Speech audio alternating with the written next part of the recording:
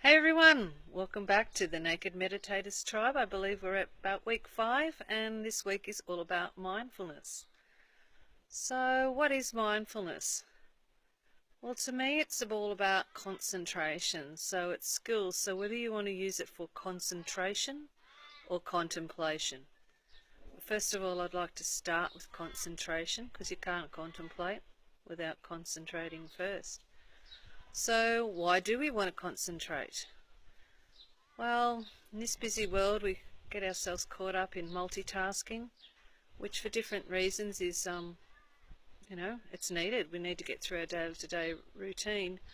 But to actually take some time to concentrate totally on some of the aspects of our day is just so rewarding for us. So first of all, I'd like to just explain a little bit about concentration in the mind. And if you think about Buddhist techniques, they teach about a beautiful golden bright ball. So if you can imagine that your mind is a massive big expansive area and it's all sectioned off, and in the different sections you have anger in one section, you might have pleasure in another, joy, sex, food, all different areas, anxiety. There's so many different aspects to our mind, and our awareness can flip-flop all over the place. So if you can imagine that magic, beautiful, bright golden ball, and wherever that ball lands in your mind is what your concentration is focused on. It actually lights up that area of your mind. So you could be in a good place, in your joyful place, something or someone or happens, and straight away that ball is moved into either anxiety or anger, for instance. So that area of your brain, that area of your mind is lit up. So your awareness has gone to there. But are you totally aware that that's what it is? So awareness is about noticing that you are in anger, you are in anxiety. So if your concentration, your awareness is actually, oh, this rotten fly, please go away, my sweetheart, and come back later. If your awareness is on anger, you can then create a better reaction to it. So once that area is lit up, you can notice, oh, I'm in anger. And you might like to question yourself, oh, why did that upset me so much? What's the reason that I'm reacting this way? How can I consciously create a better way for me to be? Is this place of anxiety, fear, anger, is this serving me? Is this helping me move towards where I need to be? Or am I simply reflecting someone else's behavior and the way that they're going about their day? So when we notice our awareness, it's when we can make big strides in our lives. So if you can imagine that golden ball of light landing on anger, but straight away you go, oh my God, my ball has landed on anger, I don't want to be here. Or maybe you need to be there for a few minutes. Maybe like, yeah, I am angry. That really pissed me off. What just happened there is not acceptable in my world.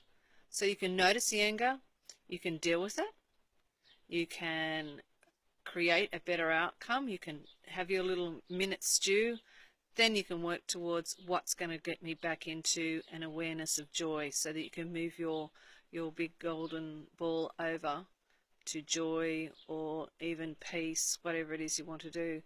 So awareness is key to our whole lives, and the only way we can get awareness is through concentration.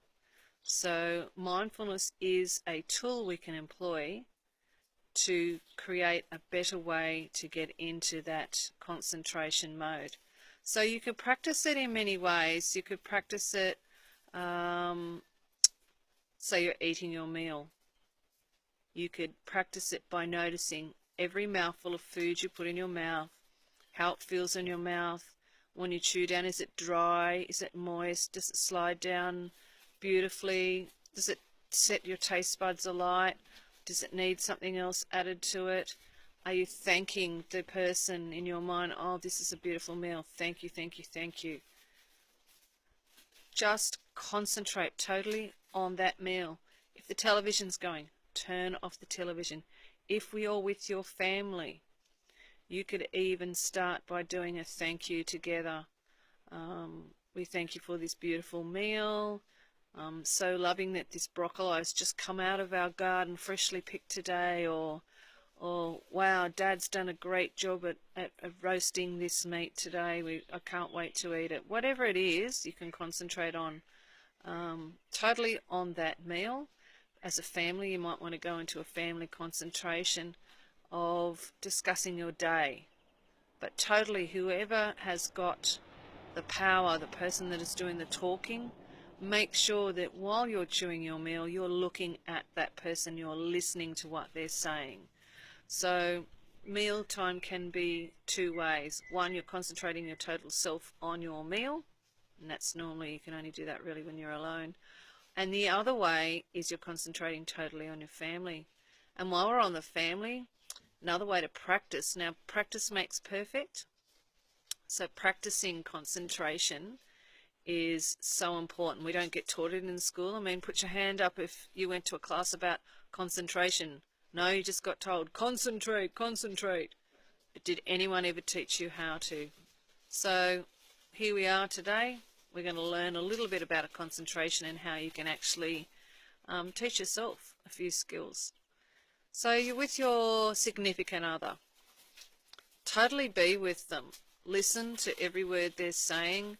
Nod in agreement so that you're letting them know that you're listening. You can say the odd comment, however the conversation is flowing. But be totally 100% there. If your mind wanders off like, oh, I've got to go and cook dinner, bring it back. Bring it back to the fact I'm doing concentration training. I'm going to be 100% here with this person that's sitting opposite me, and I'm going to give them 100% of my attention and my concentration. And every time you see your mind wandering off, it's okay. Notice it and bring yourself back to that person. So another way I like to do mindfulness work is using affirmations, and I love to do it while I am swimming. So if I'm swimming my laps, I mean the first few laps is all about getting your breathing right because you're dying. You're basically trying to not drown. But anyway, yes, the first four so laps is all about breath work and like I say, surviving. And then after a while you start to get in a rhythm. So once you've done that, then I like to go into an affirmation, and it could be an affirmation of I love and approve of myself, or I am love, love is me. Whatever the affirmation is, and if anyone wants some help with getting affirmations to work on, please send me a message and let me know what area you're working on, and I'll help you create some affirmations for yourself, because it's not just about saying words, it is about saying them in the present tense, in a positive tense. It's about saying them that you already are these things. It's a bit like fake it till you make it. So you're focusing on that. Also, you're bringing visualization. So visualization, you're bringing in whatever it is that you're working on, and you're putting a mental picture with it. And finally, it's that belief that you are that already. So an affirmation, I used to swim the pool. I remember when I first started with affirmations, it was I love and approve of myself. And back then I was working on probably 300 times a day saying that affirmation, because repetition's what really gets these things to sink in. And I would simply swim up and down that pool. I love and approve of myself. I love and approve of myself. And after a while, I noticed that I was actually noticing things I hadn't noticed before.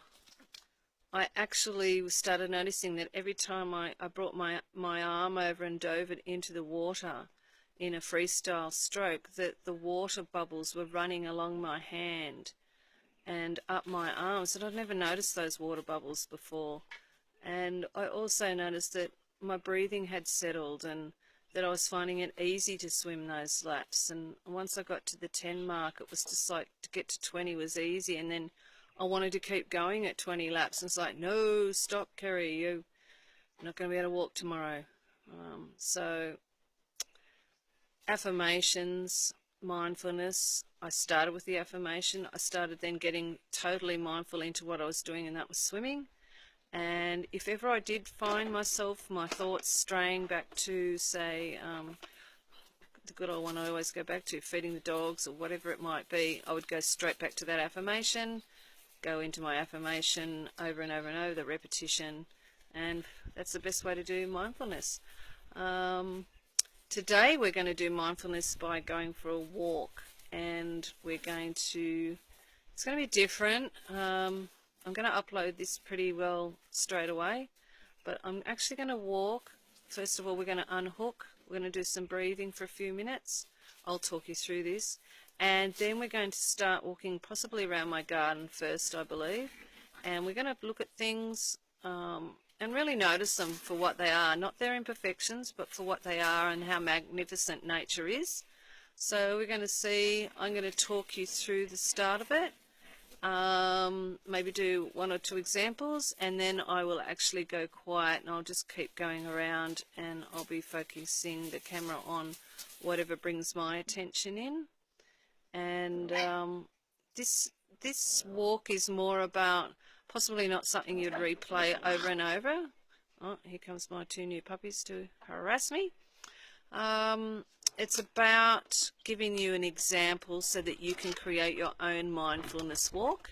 You might like to take it to the park, you might like to take it into the pool, whatever you want to do.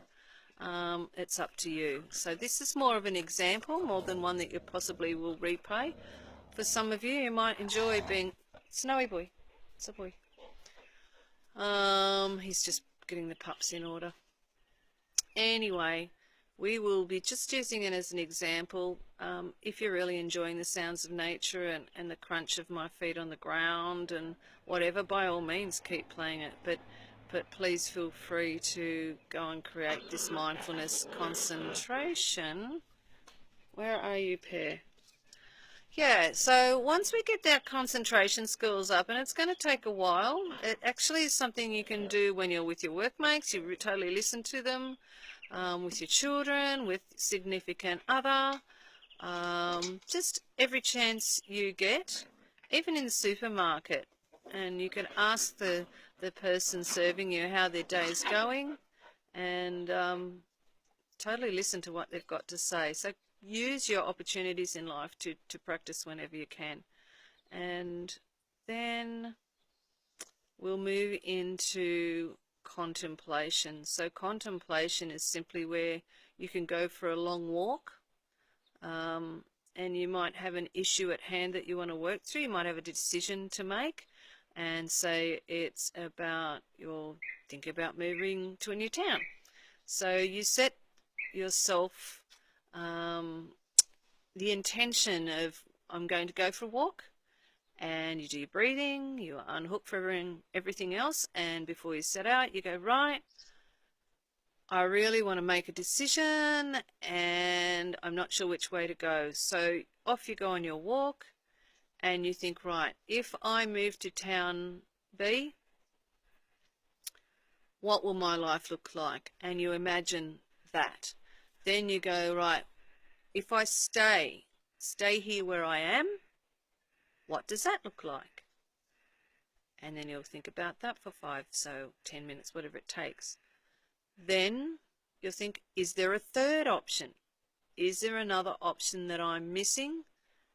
Please help me, brain, help me, higher self. Help me work this out. Is there a third option? Is there another place I should be going? What is the option? Should I be having 6 months at one place, 6 months at another? Should I just use one of these places as a holiday place and go to one month every year? So what is that third option? Is there a third option? And feel around and play with that. So then you've basically, if you notice, since concentration comes back in, you notice that, oh my God, I'm thinking about the dog, feeding the dog again.